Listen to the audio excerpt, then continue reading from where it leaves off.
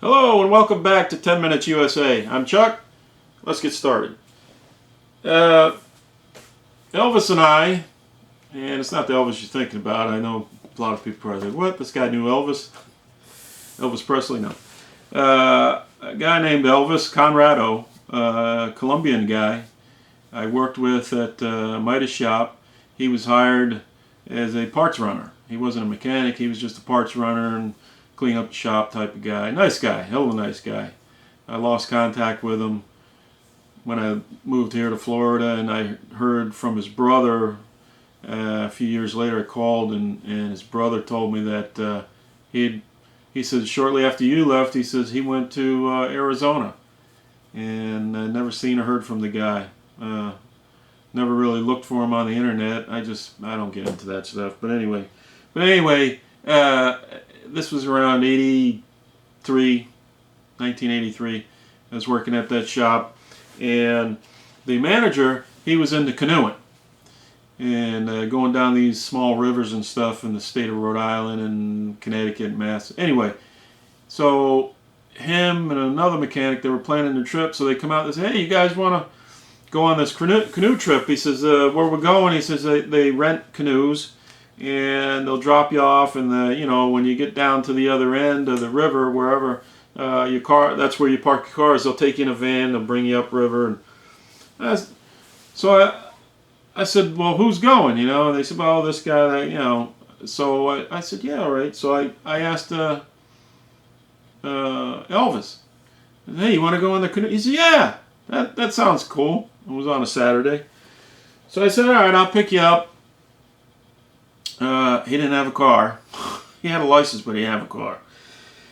And we'll go do it'll be fun. So I go to pick him up, and he comes out, and his younger brother comes out. He said, my brother's going with us. I said, what? I said, we're going canoeing. I said, canoe, basically one or two people. I mean, three, yeah, somebody could sit in the middle, but it's going to be, it'll be fine, he says. I said, okay. So we head on, meet up with the other guys, and we go where we have to go, and we rent the canoes, and they had a trailer with a van. They bring you up to whatever spot you want to take off from and drop you off. And I said, all right. Well, before we went, we got a bunch of sandwiches and stuff at a place and drinks and whatever. We threw it all in the canoe. So there was 4 canoes total, but the boss was in his own canoe by himself, and then the 2 other canoes each had 2 people, and then there was our canoe. We had 3 people. So they take off, and I said, I hadn't been canoeing in a while. I said, okay, I'll get in the back, I'll steer, you get in the front. Neither one of these guys never been in a canoe in their life. So we get in the canoe and throw our sandwiches and our drinks and crap in there, and it was real narrow where we started off. It wasn't really, it was like a little stream. It was only maybe real overgrown, right in the middle of nowhere. It was maybe, I don't know, 10, 12 foot wide right there. It was real narrow, but it wasn't very deep, maybe 3, 4 foot. And so he gets in the canoe, and I'm steady, and his brother, I told his brother, I said, you sit right there in the middle, don't move. I get in and start going out. Well, right across from us, on the other side of the river, or the stream, it wasn't even a river, was these big bushes with all these spider webs and spiders on them, and we're heading right for it. And his brother's like, ah! He's freaking out, and he roll. That's it. We roll over. We're in the water. There goes all our sandwiches and drinks and stuff going down the stream. And I turn around, and there's Elvis. He's kind of a porky guy. He had like an afro hairdo. He's laughing as hard as he can. He's sitting in the middle of the canoe. The canoe's totally underwater, and he's laughing his ass off. I said, come on, man. Let's get the water, pick it up. Anyway, we get back in the canoe. I said, all right. I said, I tell his brother, don't move, man. Don't freak out. Nothing, there ain't nothing going to get you. Okay, all right. We're all soaking wet. So we get in the canoe, and we're going, and the guys up ahead, they're yelling back. We couldn't see them because it's a little windy stream.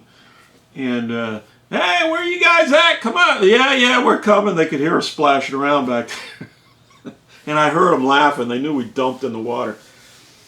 So we get going, and they said, you got to watch out for that. There's a big tree fell across the river. This was a few bends around, right? And I said, oh, there it is.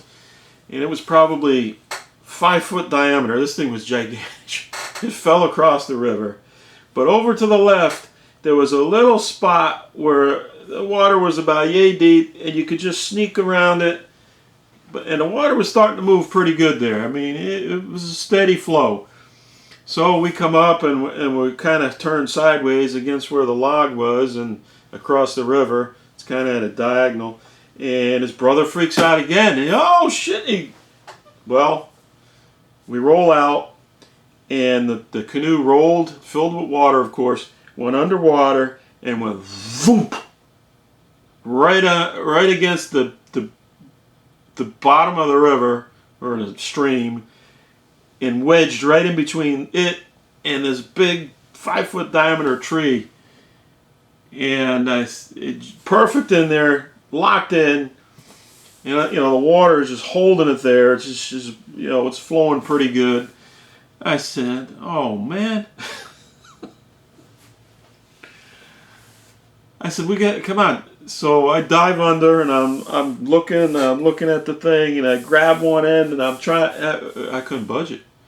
The water, it was just rushing. It just wedged in there like you wouldn't believe. So I tell Elvis, his brother's over there crying and bitching him up. I said, come on. I said, dive down here with me, and I said, I ain't buying no damn canoe. I said, it's a rental. I said, come on, we got to somehow. So he's on one end, and I'm on the other. We're underwater. It felt like Tarzan wrestling friggin' alligators, but this was a canoe against the current of the stream, and we're trying to pull it out. It wouldn't budge. So we come back up. I said, what the hell are we going to do? I said, we can't leave this thing here. I said, I ain't buying this thing. I said, the guy will charge us probably $500 or more for this damn canoe. And the other thing is, it was a Coleman canoe made out of some kind of plastic, and it had aluminum seat braces and stuff in it. And I don't know if they make them anymore. But anyway, I should do a commercial for these guys. So Elvis says, well, what if we both get on one end, dive down, and we grab one end and see if we can pull it out so at least it's in line with the flow of the current. I said, okay, let's try that. So we dive down, and we're pulling and yanking, and we get it to move a little bit, and we come up for some air, and then we go back down, we get it, and sure enough, we get it, and it's still, the water is rushing through there, and I'm like, this is crazy. So we get to where we got one end of the canoe, and it's just barely out of the water, because the water was probably 4 foot deep, maybe a little more. You could stand up, and your head was above the water. And so I'm holding it. I said, now what? And he said, well, let's just try working it back and forth, see if we can pull it out. So we're working, and we giving it all we could. And it had really wedged in there even a little more, because now it was underneath the log against the bed of the stream, and the current's pushing it. So so he says, come on, push it up. So we're pushing it up against the log, right? Push it up. And this thing's bending. I said, man, it's bending. He says, I don't give it, come on. He says, I don't want to buy it. So we got this thing curved around this tree. At one point, we almost had it bent in half. I mean, this thing, side to side, it was bent almost in half. And finally, it come loose enough to where I fell back, and I pulled it back, and we got it out. And I kept going back a few more steps, and it was free. And as soon as I realized it, the thing just snapped right back in position. And I held on to the one end, and oh my God, this was a canoe trip from hell. Anyway, this is going to have to be 2 parts. This will be part 1. I'll continue in part 2 because my timer's about out. I don't want to go over to 10 minutes. See you in the next one, part 2.